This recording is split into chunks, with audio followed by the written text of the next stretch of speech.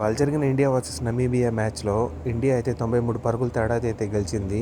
India 9 వికెట్లకు గాను 209 అయితే score చేసింది. నమీబియా 116 కొట్టి ఆల్అౌట్ అయితే అయిపోయింది. 18.2 ఓవర్లకు అయితే మ్యాచ్ అయితే ముగిసింది. ఇవాళ ఇషాన్ కిషన్, హార్దిక్ పాండ్యా అయితే అద్దరు కొట్టేశారు. Hardik Pandya player of the match అయితే నిలిచాడు. నమీబియా వాళ్ళు అయితే టాస్ గెలిచి ఫీల్డింగ్ అయితే ఎంచుకున్నారు ఈ మ్యాచ్. అభిషేక్ శర్మ అయితే ఈ మ్యాచ్ అయితే ఆడట్లేదు. అభిషేక్ శర్మ బదులైతే సంజు శాంసన్ అయితే ఆడుతున్నాడు. కెప్టెన్ సూర్యకుమార్ యాదవ్ అయితే ఈ మ్యాచ్ కూడా అభిషేక్ శర్మ మిస్ అవుతాడు, అలాగే నెక్స్ట్ మ్యాచ్ కూడా మిస్ అయ్యే ఛాన్సెస్ ఉన్నాయైతే చెప్పాడు. మొహమ్మద్ సిరాజ్ బదులైతే జస్ప్రీత్ బుమ్రా మళ్ళీ టీంలోకి అయితే వచ్చేసాడు. ఇప్పుడు ఈ రోజు ఢిల్లీ పిచ్ కనుక చూసుకుంటే బాగా బ్యాటింగ్ ఫ్రెండ్లీ పిచ్ లాగా అయితే కనిపించింది. బాల్ మాత్రం బ్యాట్ మీదకి బాగా వస్తుంది. పవర్ ప్లేలో ఫస్ట్ బౌలింగ్ అయితే కొంచెం బౌన్స్ అయితే ఉన్నింది.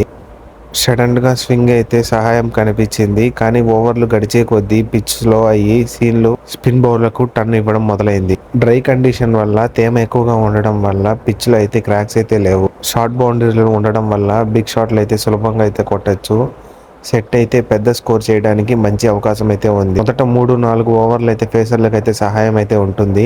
మధ్య ఓవర్లు అయితే స్పిన్నర్లు అయితే కీలకం అయితే పాటిస్తారు. ఈ గ్రౌండ్ లో కనుక చూసుకుంటే 180+ స్కోర్ సేఫ్ టార్గెట్ అయితే అనిపిస్తుంది. మన ఇండియా వాళ్ళు అయితే రాగానే ఫైర్ వర్క్ అయితే స్టార్ట్ చేయడం అయితే మొదలు పెట్టారు. సంజు శాంసన్ ఒక 4-3 సిక్సర్లు అయితే విజృంభించి 8 బాల్లో 22 కొట్టి అవుట్ అయితే అయిపోయారు. ఇంకాసేపు ఉండి బిగ్ స్కోర్ అయితే తీసుకొని వెళ్ళి ఉంటే బాగుండేది, కానీ లాంగ్ ఆన్ లో క్యాచ్ ఇచ్చి అయితే అవుట్ అయిపోయాడు. ఇంకో సైడ్ ఇషాన్ కిషన్ అయితే విజృంభిస్తున్నాడు. 5 సిక్స్లు 6 4లు. ఇంకో సైడ్ అయితే ఇషాన్ కిషన్ 24 బాలుల్లో 61 కొట్టి 5 సిక్స్లు 6 4లు అయితే విజృంభించాడు.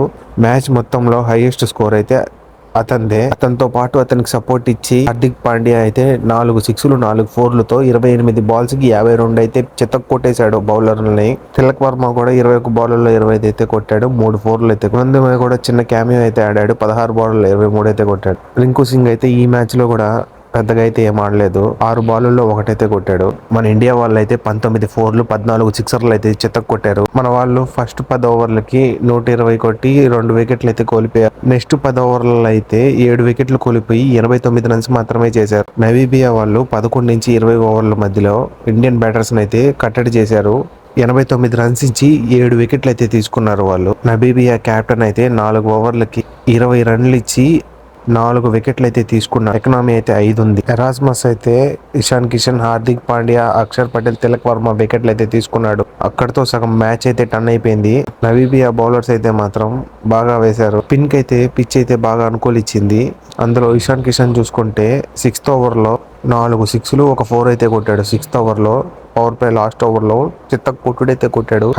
అయితే T20 వరల్డ్ కప్ లో ఇదే మన హైయెస్ట్ పవర్ ప్లే స్కోర్ అయితే అయింది. 86 ఒకటే వికెట్ అయితే కోల్పోయారు. హార్దిక్ పాండ్యా, శివన్ దుబే అయితే నువ్వు ఎక్కువ లాంగ్ కొడతావా నేను ఎక్కువ లాంగ్ కొడతా అన్నట్టయితే కొట్టారు 6. శివన్ దుబే 107 మీటర్ల 6 కొడితే హార్దిక్ పాండ్యా నేను నీకన్నా తక్కువ అని చెప్పేసి 109 మీటర్ల 6 అయితే కొట్టాడు. 11వ ఓవర్ నుంచి టీమిండియా తడబడిన హార్దిక్ పాండ్యా, శివం దుబే కలిసి టీమిండియా 209 స్కోర్ చేయడానికి అయితే సహాయపడ్డారు. ఈ మ్యాచ్ లో కూడా 6 బాల్కి 1 రన్ అయితే కొట్టాడు. ఈ మ్యాచ్ లో కూడా పెద్దగా అయితే ఏం ఆడలేదు.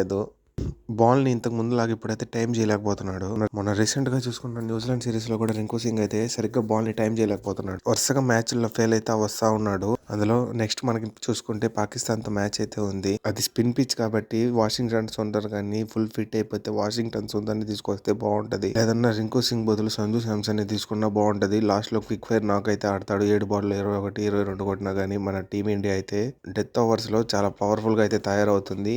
ప్రతిసారి హార్దిక్ పాండ్యా వచ్చి ఫుల్ఫిల్ చేయలేడు కదా, చూడాలి ఏం జరగబోతుందో 15వ తారీఖు. డెత్ ఓవర్స్ అయితే ఇంప్రూవ్ అయితే చేయాల్సిన అవసరం అయితే ఉంది. నమీబియా కెప్టెన్ అయితే మాత్రం ఎరాస్మస్ అయితే 4 ఓవర్లలో 20 రన్లు ఇచ్చి 4 వికెట్లు అయితే తీసుకున్నాడు. కనుక చూసుకుంటే షికాంగ్ వచ్చేసి 3 ఓవర్లకి 41 రన్లు 1 వికెట్ అయితే తీసుకున్నాడు. స్మిత్ కనుక చూసుకుంటే 4 ఓవర్లకి 50 రన్లు ఇచ్చి 1 వికెట్ అయితే తీసుకున్నాడు. కాల్జ్ వచ్చేసి 4 ఓవర్లకి 41 రన్లు 1 వికెట్ అయితే తీసుకున్నాడు. ఇదైతే నమీబియా బౌలింగ్ అయితే ఇలా జరిగింది. నమీబియా బ్యాటింగ్ కనుక చూసుకుంటే నమీబియా టీము కూడా పవర్ ప్లేలో మంచి స్కోర్ అయితే వచ్చింది. 57 రన్స్ అయితే చేశారు. వికెట్ కోల్పోయి 57 చేశారంటే మంచి విషయమని చెప్పుకోవాలి. 3.4 ఓవర్లకి 1 వికెట్ అయితే పడింది. 33 స్కోర్ చేశారు. రెండో వికెట్ కనుక చూసుకుంటే 67 2 వికెట్లు అయితే పడింది. 7.1 ఓవర్లకి అయితే 2 వికెట్ అయితే పడింది. తర్వాత వచ్చాడు వరుణ్ చక్రవర్తి 4 ఓవర్లకి 10 రన్లు ఇచ్చి 3 వికెట్లు అయితే తీసుకున్నాడు. 3.50 ఎకనామీ అయితే మొత్తం మ్యాచ్ మొత్తాన్ని వరుణ్ చక్రవర్తి మార్చేశాడు. అలాగే మన టీమిండియా బౌలింగ్ గనుక చూసుకుంటే హార్దిక్ పాండ్యా కూడా 4 ఓవర్లకి 21 ఇచ్చి 2 వికెట్లు అయితే తీసుకున్నాడు. శివన్ దుబేకి కూడా ఒక వికెట్ దొరికింది. జస్ప్రీత్ బుమ్రాకి కూడా ఒక వికెట్ దొరికింది 4 ఓవర్లకి. హర్షదీప్ పటేల్ కూడా 2 వికెట్లు అయితే దొరికాయి 3 ఓవర్లలో. మన వాళ్ళైతే మాత్రం 116 రన్స్ ఇచ్చి వాళ్ళ టీం ని మొత్తాన్ని ఆల్అౌట్ అయితే చేసేశారు. వాళ్ళ టీంలో బాగా ఆడింది కనుక చూసుకుంటే స్టీమ్ క్యాంప్ వచ్చేసి 29 రన్స్ అయితే చేశాడు. ఫ్రైలింగ్ వచ్చి 22 రన్స్ అయితే చేశారు. మిగతా వాళ్ళంతా 13, 18, 11, 5, 6, 4 అయితే చేశారు. వాళ్ళ బ్యాటింగ్ అయితే పెద్దగా అయితే ఏం లేదు. అందులో వరుణ్ చక్రవర్తి బౌలింగ్ వేశాడు కాబట్టి బెస్ట్ స్పిన్నర్ అయితే అనిపించుకున్నాడు. మెయిన్గా చూసుకుంటే బుమ్రా క్యాచ్ భయ అంత హైట్ నుంచి అసలు ఎట్లా పట్టుకుంటాడు అనుకున్నాం. భలే పట్టాడు క్యాచ్ అయితే మాత్రం ఫుల్ ఎఫర్ట్స్ అయితే పెట్టేశాడు. ఖచ్చితంగా ఫీల్డింగ్ కోచ్ అయితే మెచ్చుకునేలాగైతే పెట్టాడు. T20 వరల్డ్ కప్ హిస్టరీలోనే మనం 93 రన్లతో గెలవడం మార్జిన్తో ఇదే ఫస్ట్ టైం. ఇది బిగ్గెస్ట్ విన్ అయితే చెప్పుకోవచ్చు. కొన్ని ఫ్లాస్ అయితే ఉన్నాయి. నెక్స్ట్ మ్యాచ్లో అవి క్లియర్ చేసుకొని వస్తారని ఆశిద్దాము.